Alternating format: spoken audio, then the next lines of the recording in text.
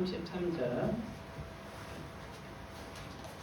오늘은 용서하이라는 제목으로 함께 은혜를 나눕니다. 에서와 화해하는 야곱의 이야기가 나오죠.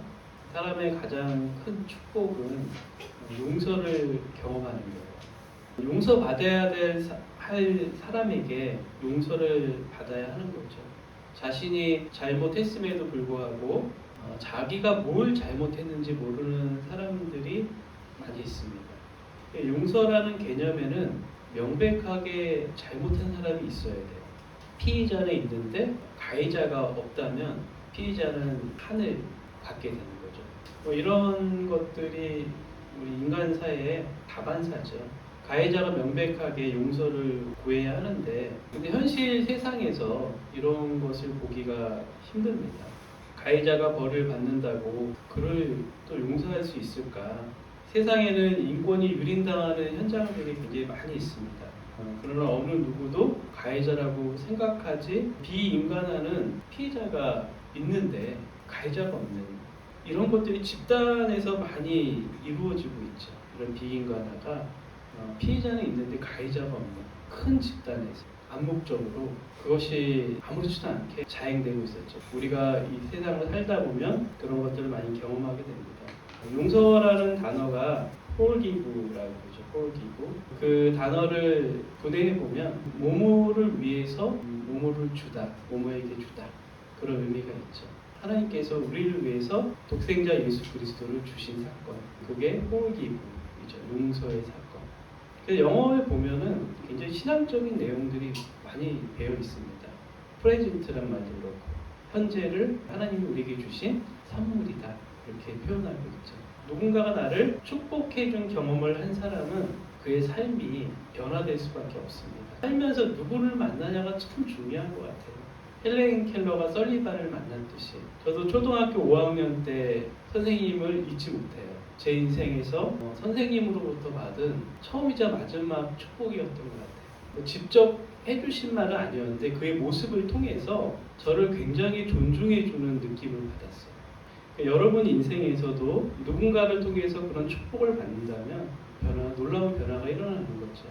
교회를 통해서 하나님을 만남으로 여러분들이 야곱과 같은 그런 축복이 임하길 그리스도의 이름으로 축원합니다. 에서가 400명을 데리고 저기서 오고 있어요. 왜 천사가 야곱의 환도뼈를 위골시켰을까? 발가락 하나만 골절이 돼도 걷지를 못해. 근데 환도뼈가 위골됐다는 거는 얼마나 비참한 몰골이었을까? 야곱의 모습이 한눈에 봐도 저건 정상적인 사람이 아니구나라고 느낄 수 있는 그 두렵던 에서, 자신을 죽일 것 같았던 그 에서가 오자마자 동생 야곱을 안고 껴안고 대성통곡을 합니다. 어쩌면 분노하는 에서는 자신의 마음이 만들어낸 탕이었을지 모르죠. 그 에서를 만나기까지 야곱의 마음이 얼마나 지옥이었겠습니까?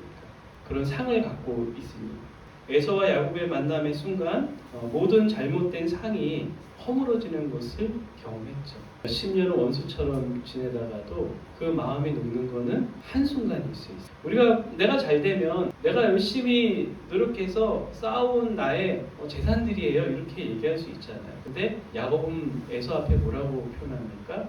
은총의 선물이다. 이 은총의 선물임을 잊는 인생은 교만한 인생이죠. 내가 잘나서 잘 살고 있다고 생각해도 하나님의 은총의 선물입니다. 저는 그 생각을 해요. 대전에 온 지 올해로 이제 16년째입니다.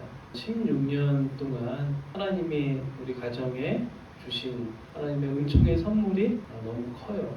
어쩌면 야곱 같아요. 제 인생을 보면서 우리 삶이 보통의 시간들일지라도 하나님은 그 시간 속에서 또 다른 선물을 준비해두고 계세요. 하나님은 우리에게 그냥 선물을 주시지 않으세요. 왜냐하면 우리가 그냥 선물을 주면 그게 선물인지 모르는 거죠. 그런 인생은요, 감사를 모릅니다. 은혜를 모르고 감사를 모르고 기쁨이 없어요. 그 삶에. 굉장히 자극적인 것만 추구하게 됩니다. 감각적인 그런 쾌락적인 어떤 즐거움만 추구하게 됩니다. 그런 인생은 결국은 망하는 인생이 되는 거죠. 하나님이 주신 어떤 영적인 축복들을 우리가 깨닫는다면 훨씬 더 깊이 있는 차원의 삶의 어떤 영적인 감각들을 통해서 하나님이 주신 은총의 선물을 깨달을 수 있는데 거기서 오는 그 기쁨과 감사는 세상이 뺏어갈 수 없는 거죠. 그 용서는 보상을 통해서 오는 게 아니죠. 우리가 일본 위안부 사건에서 보상을 받아야지 그들이 용서를 할 거라는 그 잘못된 생각을 갖고 있는 거죠. 그 마음을 놓게 하는 거는 진심 어린 사과. 근데 일본이 그 일제강점기 이후로 단 한 번도 진심 어린 사과를 해본 적이 없어요. 그 마음이 녹지 않는 거죠. 그러니까 용서를 해야 되는데 용서할 가해자가 없는 거죠.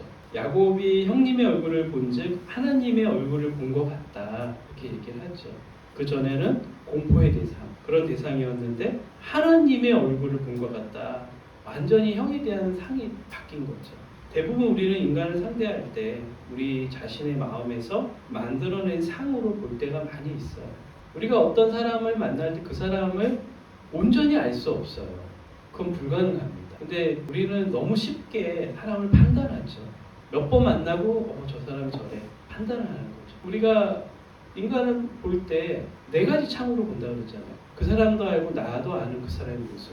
그 사람은 모르지만 나만 아는 그 사람의 모습. 그 사람만 알고 다른 사람들이 모르는 그 사람의 모습. 그 사람도 모르고 다른 사람도 모르는 그 사람의 모습. 대부분은 내가 만들어낸 상으로 상대방을 대할 때가 많이 있어요. 그게 굉장히 심해질 때 그걸 우리는 편집증적인 성격이다 이렇게 얘기를 하잖아요. 그 편집증적인 사람이 굉장히 극단적으로 가게 되면은 대인관계를 못합니다. 어떤 사람은 사람에게 굉장히 우호적인 사람이 있어요. 굉장히 사람에게 친근하게 대하죠. 우호적으로 대하고. 근데 그런 것들이 대부분 가정에서 어린 시절부터 형성이 되는 거죠. 행복한 가정에서 서로 사랑하고 수용받고 수용하고 이해하고 존중받는 그 가정 환경에 자란 자녀들이 인간에 대한 상이 그래도 괜찮습니다. 우리 크리스천들의 어떤 중요한 인간에 대한 어떤 변화가 있다면 우리가 사람을 볼 때 나는 어떻게 보고 있는가? 나도 과연 우리 성도를 볼 때 하나님을 보듯이 그렇게 보고 있는가? 교회만 간다고 다가 아니라 나는 사람을 어떻게 보고 있는가? 교회 안에서 수많은 사람들이 왔다 갔다 하는데 나는 저 사람들을 어떻게 보고 있는가? 에서가 그 길을 이제 인도하죠. 호의를 베풀려고 합니다. 야곱에게 나를 따라와라. 근데 야곱이 이제 거절을 하죠. 형 에서에게 나는 용서받은 것만으로도 족합니다. 나머지는 필요하지 않습니다. 그리고 이제 잠깐 정착한 곳이 숲곳이라는 곳입니다. 여기 이제 피난처라는 의미가 있는 그 동네인데 간단하게 여기서 집을 짓고 이제 거주를 하죠. 그리고 이제 그런 후에 세겜으로 이제 이동을 합니다. 은 100개 정도의 값으로 약간의 땅을 이제 사요. 굉장히 이게 큰 의미가 있는 거예요. 거기 땅을 샀다는 거. 하나님이 이 땅을 주셨다는 믿음이 있었기 때문에 이제 땅을 사기 시작합니다. 하나님이 나를 이곳으로 보내셨다. 이곳은 약속의 땅이다. 그런 어떤 하나님의 약속을 붙드는 어떤 의미가 있는 거죠. 근데 믿음의 시작은 약속을 붙잡는 거죠. 우리가 믿음을 갖고 있다고 하면서 비전이 없는 삶은 뭔가 신앙이 잘못된 거죠. 왜 신앙이라는 건 다른 말로 하면 비전이거든요. 그리고 야곱이 그 땅 이름을 엘로헤 이스라엘 그렇게 짓습니다. 그 이름의 뜻은 하나님은 이스라엘의 하나님이다. 이스라엘 자기 이름이잖아요. 하나님은 나의 하나님이다. 그런 어떤 의미가 있는 거죠. 그 땅을 사고 나의 하나님을 만나는 게 중요해요. 믿음은 자신이 경험해야 하는 거예요. 목사님의 하나님이 아니라 나의 하나님이 되는 거예요. 내가 주님을 만나는 거. 그것이 믿음의 가계가 이어지는 중요한 거죠. 하나님이 나의 하나님이다. 두려움이 없겠죠. 하나님 내 인생 가운데 놀라운 일을 행하실 하나님이다. 우리가 매주 교회 오면서 우리가 하나 가져가야 될 거 그게 뭡니까? 하나님 나의 하나님입니다. 그리고 내가 어떻게 살아가야 되는 거에 대한 어떤 삶의 방식이 정해지는 거죠. 우리가 비전을 쫓아간다면 그 비전에 맞는 삶을 살아야 하는 거죠. 그래서 신앙생활은 삶이 변화되는 거죠. 화해의 시간, 용서의 시간을 경험한 자는 축복된 자입니다. 우리나라 분단 이래로 화해가 안 되고 있잖아요. 언제가 올지 모르겠지만 남과 북이 하나가 돼서 서로 얼싸안고 울면서 서로 화해하고 용서의 날이 올 것을 우리 선조들이 꿈꿨고 우리도 꿈꿔야 되는데 이제 그런 꿈을 잘 꾸지 않는 것 같아요.